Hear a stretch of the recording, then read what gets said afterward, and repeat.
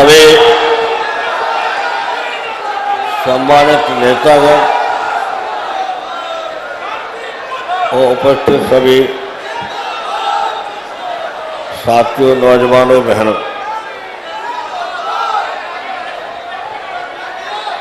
अब ये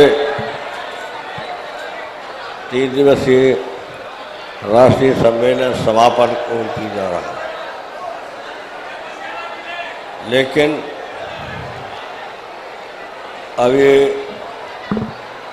समापन के बाद आप गांव-गांव, जिलों, क्षेत्रों में जाएंगे तो यहाँ जो कुछ नेताओं ने रखे हुए प्रस्ताव भी राजनीतिकार से प्रस्ताव पास हुआ है, उसकी कॉपी जरूर लेना और जिसको नहीं पहुंची हो तो खबर करना, वो आपके पास वो कॉपी भिजवा दी जाएगी। क्योंकि 30 साल बाद ये हो रहा है सम्मेलन और एक विशेष परिस्थितियों में हो रहा है, जो थोड़ा इशारा हमने प्रथम भाषण में भी किया था। क्या सबसे बड़ी चुनौती और समाजवादी पार्टी ने स्वीकार की है और बहुत ही पथरीले और कटीले रास्ते से चल करके आज यहाँ तक पहुँचे हैं। हमें याद है क्या क्या संघर्ष किया हमारे साथियों ने। जब घोषणा की नई पार्टी की, उससे पहले ही सम्मेलन हो हमें गिरफ्तार कर लिया देवरिया में, और हमारे साथ आज जो गिरफ्तार हुए थे वो साथी है नहीं, इज्जत यादव है नहीं, हीरालाल यादव है नहीं, बलराम यादव वगैरह, हम लोग बालेश्वर वगैरह और नौजवान भी थे। हाँ थे आप भी, और आप भी थे, राम दर्शन और एक वर्मा नौजवान, हम लोग को जेल भेज दिया बनारस के लिए, और कोई कसूर नहीं था। किसानों पर अनावत से गोली चला दी रामकोला में।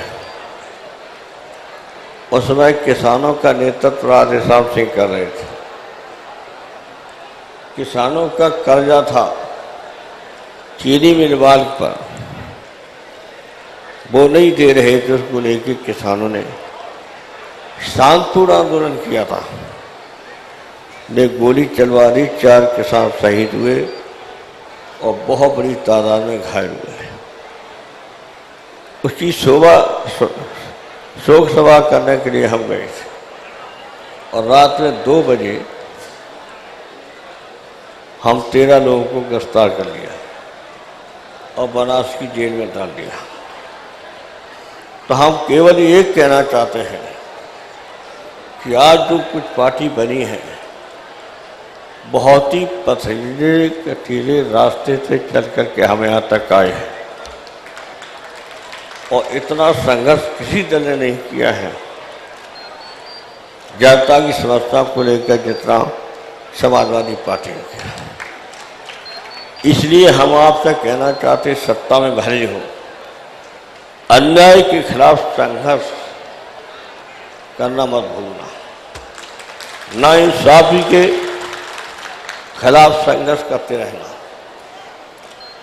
और सांप्रदायिक सद्भाव तोड़ने की बहुत बड़ी साजिश हो रही है, और को किसी तरह से सद्भावना और सद्भाव भाईचारा को तोड़ने मत देना। क्योंकि आज हम देख रहे हैं बातचीत भी फोन पर हो रही है, जो सीमा पर गोलीबारी हो रही है उसको लेकर कुछ शक्तियां लाभ उठाने के लिए हमारे कुछ अल्पसंख्यकों के बारे में राय बदलने की साजिश करेंगे। इससे सावधान रहना है और आपको मुकाबला करना है वो अलग है कि पाकिस्तान और हिंदुस्तान के सैनिकों के बीच अब भारी फायरिंग हो रही है और कई लोगों की जानें जा चुकी हैं। तो ये भी एक साजिश की तहत है। तो इसका तस्करिया हमारे देश के अंदर और आपके बीच नहीं होना चाहिए, ये ध्यान रखना आपने। जहाँ इस तरह का कोई बहस करे तो भाईचारा मत भूलना, सब एक होकर के रहना। और इसलिए समाजवादी पार्टी यहाँ तक आई है, जो हमने शुरू में कहा, ये संघर्ष की पार्टी रही है। किसानों को लेकर के संघर्ष किया, किसानों की पैदावार मुनासिब न मिलने पर संघर्ष किया। और इसी रामकोला में भी किसानों का गन्ना का भुगतान था, वो पेमेंट नहीं हो रहा था, उसको लेकर संघर्ष हुआ था। लेकिन आज हम कहना चाहते, इतना शानदार संघर्ष कभी नहीं हुआ जितना उस समय रामकोला कांड के बाद हुआ। हमारी गिरफ्तारी के बाद और हमारे साथियों की गिरफ्तारी के बाद पूरे प्रदेश में आंदोलन हुआ। जब हम गिरफ्तार हो गए, आजम साहब को पता नहीं चला। आजम साहब अपने रामपुर में बाजार में निकले, जो मुझे बताया, तो वहां के लोगों ने कहा कि आपके नेता गिरफ्तार हैं, जेल में हैं और आप यहाँ घूम रहे।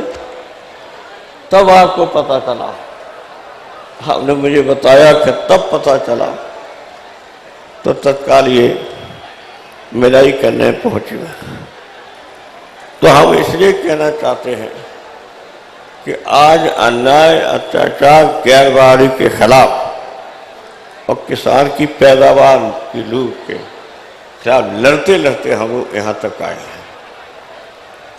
इसलिए मैंने कहा, बहुत ही पथरीले कटीले रास्ते से चल कर के समाजवादी पार्टी बनी है। तो अन्याय, अत्याचार के खिलाफ संघर्ष करना मत भूल जाना। और फिर मैं दोहराना चाहता हूँ, पाकिस्तान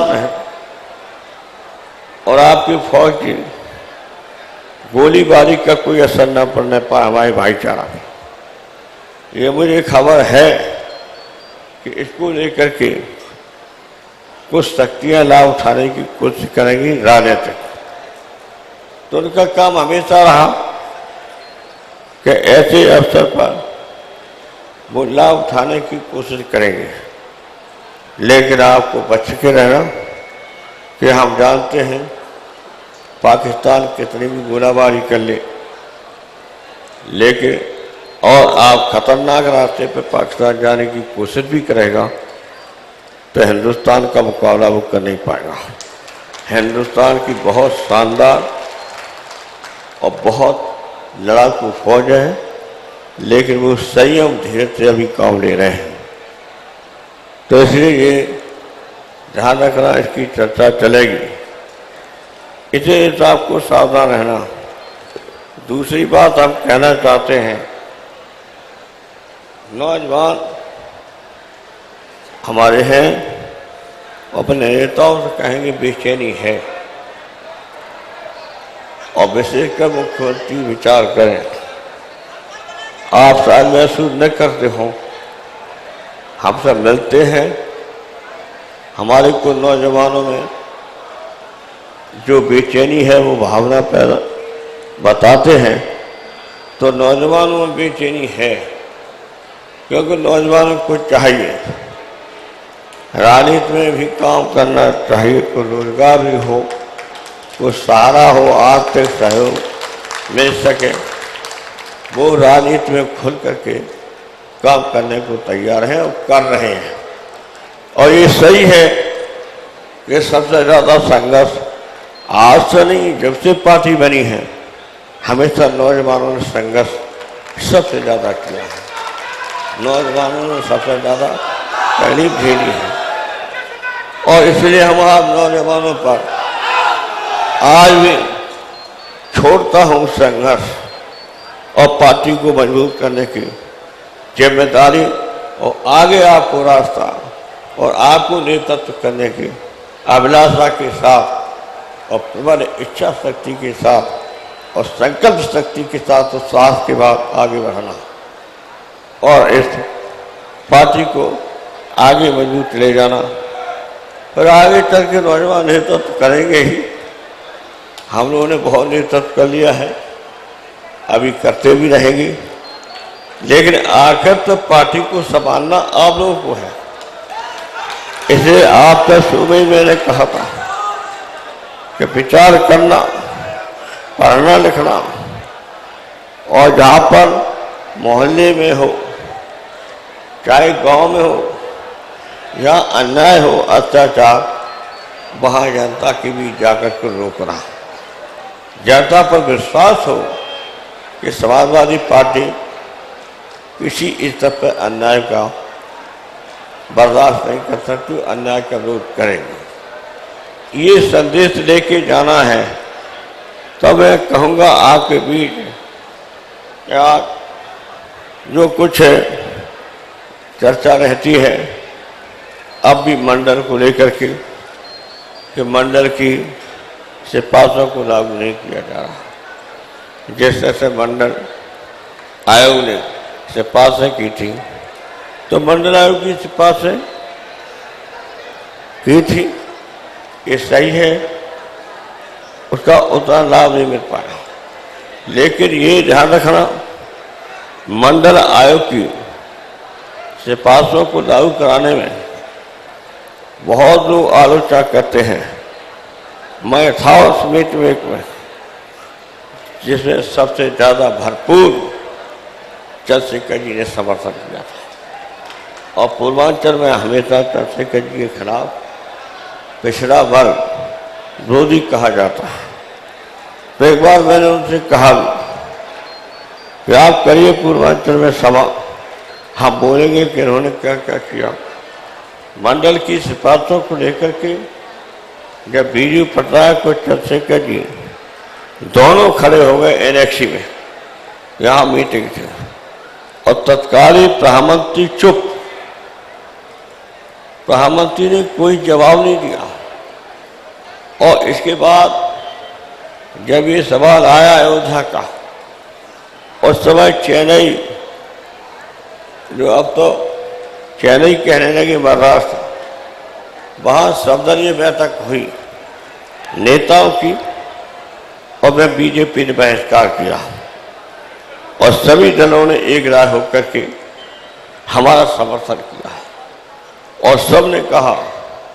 और सबसे महत्वपूर्ण 3 लोग ज़्यादा बोले, ज्योति बसु और चंद्रशेखर जी और राजीव गांधी। तीनों ने कहा हम भरपूर मदद करेंगे अयोध्या के सवाल पर, जिससे हमारे देश में सांप्रदायिक सद्भाव बना रहे और देश की एकता बनी रहे। तो ये इतिहास आपका है, इस समाजवादी पार्टी का संघर्ष का इतिहास है, अन्याय के विरोध का आपका इतिहास है, किसानों की लूट के खिलाफ लड़ने का साहस है, रहा है और लड़ी है पार्टी हर स्तर पर। इसीलिए इस मुकाम पर हम लोग आए हैं। इसलिए अब छोड़ता हूँ आप लोगों पर कि आगे चल के संकल्प लेके जाना यहाँ से। हम इस समाजवादी आंदोलन को अपनी नीतियों के आधार पर, अपनी ईमानदारी के आधार पर अन्याय के खिलाफ हर स्तर पर विरोध करते हुए हम आगे समाजवादी पार्टी को ले जाएंगे और मजबूत करेंगे। ये सबसे बड़ी जिम्मेदारी हमारे नौजवानों की है। मुझे विश्वास है, जहाँ तक ये सवाल है किसानों का, किसानों को अब भी उतना न्याय नहीं मिल पा रहा।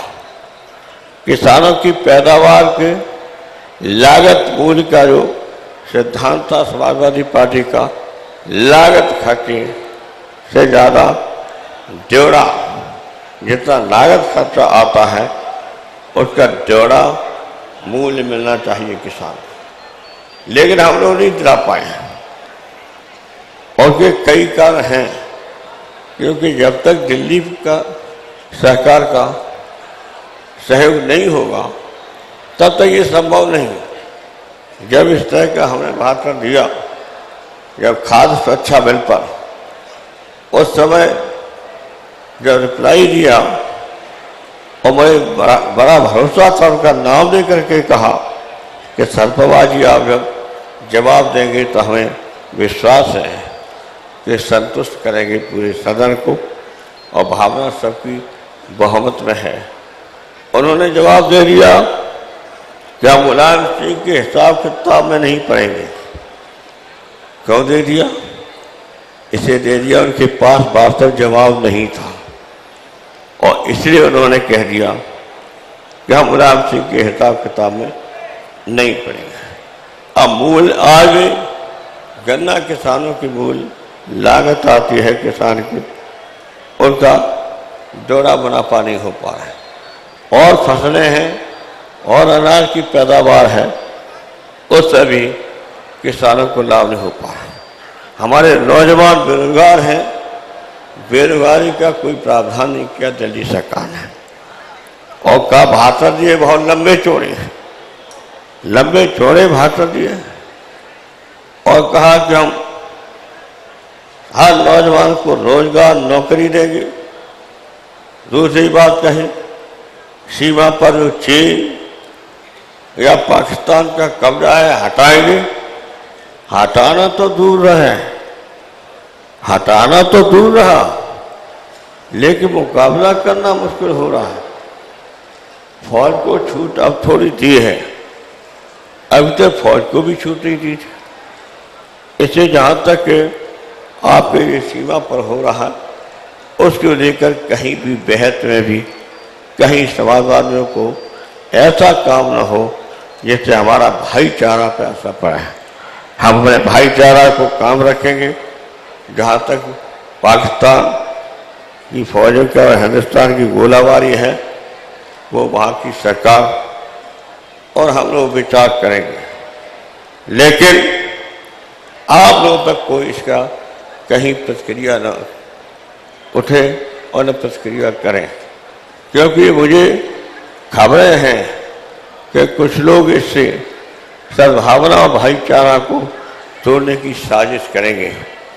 इससे बचने के लिए अगर कोई सबसे बड़ी जिम्मेदारी लेगा तो वो समाजवादी पार्टी लेगी और समाजवादी पार्टी ने हमेशा भाईचारा काम किया है।